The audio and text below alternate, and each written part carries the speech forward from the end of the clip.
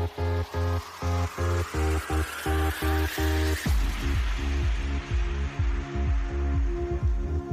say that what happened at the Camp Nou on was that Wednesday now? Yes, on Tuesday actually was a hurricane. Let me put it that way.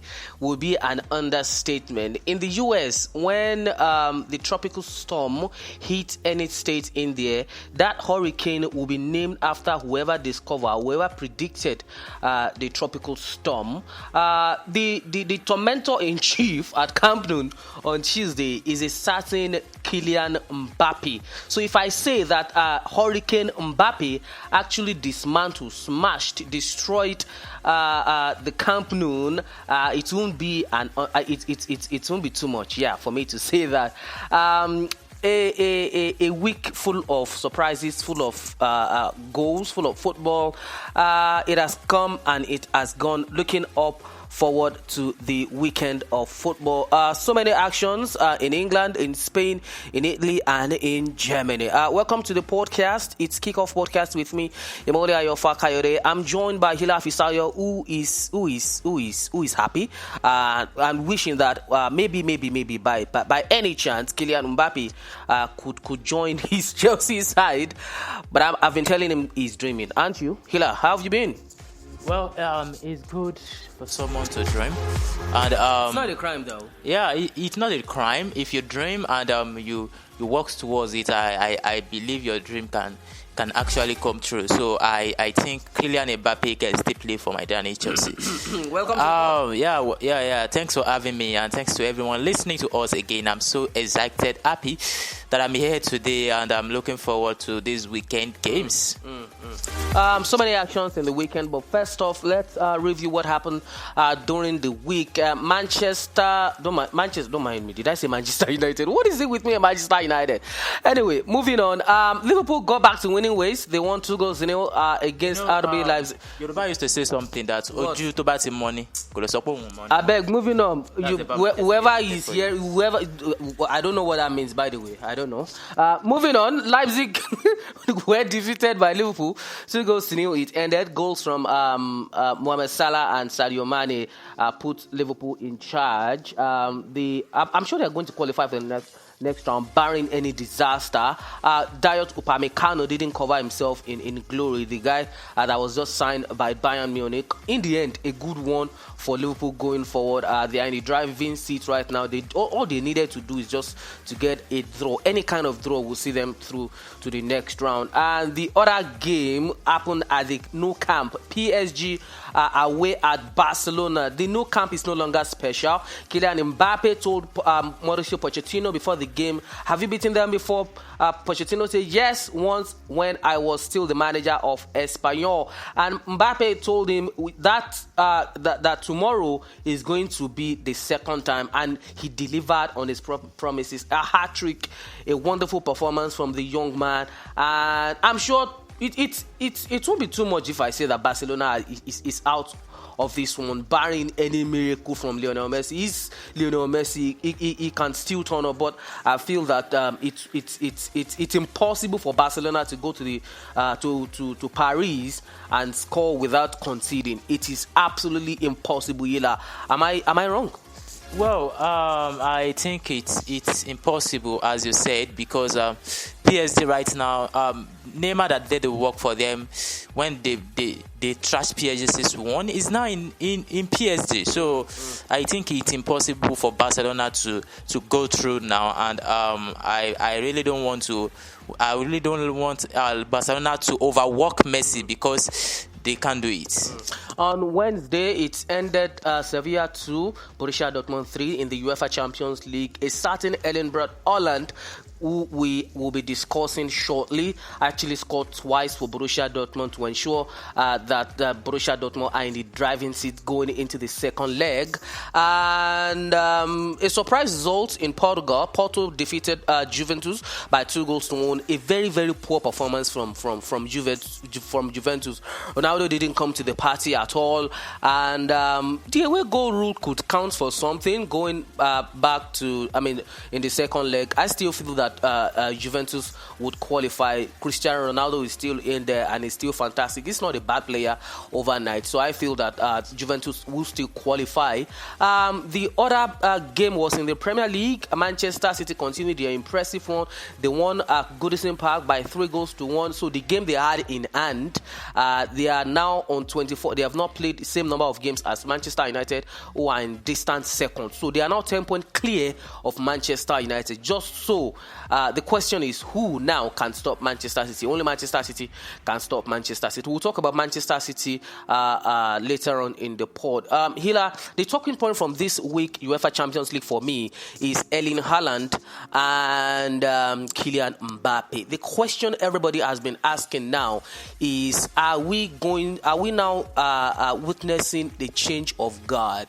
Are we ready to see that change of guard? The question is not even are we ready. Are we witnessing that change of guard? A picture that was painted, circulating on social media, the picture of Gerard Piqué tugging the shirt of Kylian Mbappe, who was actually leaving him behind, actually said it all. If you ask me, the thing is, are we ready to see that change of guard? Are these two guys ready to dominate like the likes of Cristiano Ronaldo and Lionel Messi did for 10-15 years? Can Erling Haaland and Kylian Mbappe do it? Can they do it? Can they do it, Hila? Well, I remember when Cristiano Ronaldo told Rashford that you will be the next Ronaldo. But Rashford? But now I really don't. I really don't see anything like that coming through. But I'm talking about Mbappe and Haaland now. You know, these two guys has been giving us what we really don't expect from them. And I think doing some crazy numbers. Exactly. So at such a very young age. Exactly, and I think there will be a change of era. That's sure, but I'm not really sure if it can be Haaland and Mbappe. You just need to. Who else can you see if not these two guys at the moment? If you said at the moment, perhaps they might be the one, but we just can't just jump into a conclusion like that. And I think we should just wait and see what will happen. All right. Let me put you on the spot. If at least it would happen, to put it into a context, we enjoy Ronaldo because of the kind of bitter rivalry between both of them. On the pitch, you have to say, because off the pitch, I don't really know if they are bitter rival.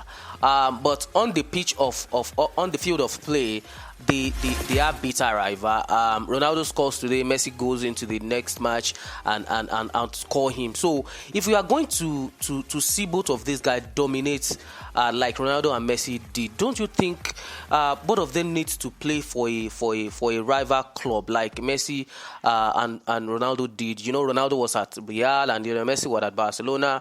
Don't you think maybe Haaland playing for Manchester City and Kylian Mbappe for United, or Mbappe at United, Haaland at Liverpool, or Mbappe at Liverpool, Haaland at Manchester United? I don't think that will even make it more sweeter. Like, I don't really think these guys can really dominate if they stays at PSG and Borussia Dortmund respectively. Don't you think if they really want to step into that shoe of Ronaldo and Messi, they need to move to a more bigger club? No disrespect to PSG and Dortmund, but don't you think they need to move to a more traditional European club? Yeah, I think so, because I'm talking about rivalry now. I think they need to move to a club that will give them the dream, exactly the dream they wish to live in. So I think one playing at PSG, one playing at Borussia Dortmund won't be a good combination for me. I want to see both of them, playing in the same league and fight for one trophy. So I think it will be more sweeter and more interesting to watch. So I think that would be the best case for me. All right. Just before we move on to the weekend actions, Ila, can Barcelona still qualify for the next round of the UEFA Champions League? Can they still do it? Is it possible? I don't think so. I don't think it's possible as well. Moving on, guys, to the weekend actions. There are lots of actions this weekend. Liverpool would be hosting Everton at Anfield, and Arsenal on Sunday will be hosting Manchester City at the Emirates Stadium. The early kickoff in the English Premier League, 1:30 local time here in Nigeria and 12:30 UK time. It's Southampton welcoming Thomas Tuchel's Chelsea to the St. Mary's, and Southampton have been in poor form recently, but I feel that Chelsea they would just do just enough to beat Southampton. You could see clearly what Thomas Tuchel is trying to do with his side. You could see the identity, you could see what they are trying to do. I feel that Chelsea would make this. Manchester United as well will be playing against not West Bromwich Albion. I'll confirm that for you shortly. It's Leicester City against Aston Villa. There is West Ham United against Tottenham. Am I getting this right? I think I'm mixing up something here, but I'll confirm that for you quickly. Hila, let's analyze Arsenal. Don't mind me. Liverpool against Everton. Liverpool will be going into that game. They won away at RB Leipzig, albeit in Budapest, in midweek. I expected them to win that game personally, although everybody was saying that RB Leipzig could give both some threats and all of that. I don't buy into that. This is Liverpool. They will always be Liverpool. So going into the game at Anfield, Ancelotti says he likes playing away, and a reporter was quick to remind him that it's more or less at home as well. It's Merseyside, but you could agree. You would have to agree with Ancelotti that even if for the fact that the game is still at Merseyside, it's an away ground. Liverpool, if they have to fight for the top four, they need to start picking not 1 point, 3 points, and it starts with this game, Hila. Yeah, I really think so, because Everton was the one that haunts them in the first leg. Reverse fixture. Exactly. So they sent off Virgil van Dijk. So I really think they need this game. They need to nail this to take all the 3 points right now, because seeing Liverpool right now, they are in big crisis, and I think they need this game to make sure they come back to their best. I feel they need this game as well to make sure they get back to their best. Mohamed Salah, Sadio Mane, and Roberto Firmino are available for the game, but I feel that Calvert-Lewin is not available, and Yeremina also went off injured for Everton against Manchester City. I feel that I don't know, Liverpool should win this. At worst, a draw.